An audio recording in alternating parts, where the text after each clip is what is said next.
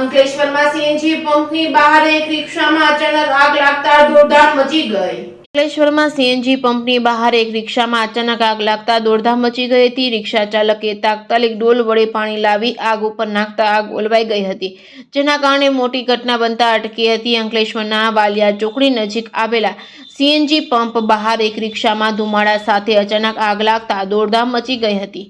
આગ ધીરે ધીરે રિક્ષામાં પસરવા લાગી હતી, જેથી એક સમયે રિક્ષા ચાલક સહિત સ્થાનિકોમાં ભયનો માહોલ ફેલાયો હતો. રિક્ષા ચાલક અને પંપના કર્મીઓએ ડોલ વડે પાણીનો મારો ચલાવી આગ પર કાબુ મેળવ્યો હતો કે રિક્ષા પંપની બહાર હોવાથી મોટી દુર્ઘટના બનતા અટકી હતી, પરંતુ આગના કારણે રિક્ષા ચાલકને આર્થિક નુકસાન વેઠવાનો વારો આવ્યો છે.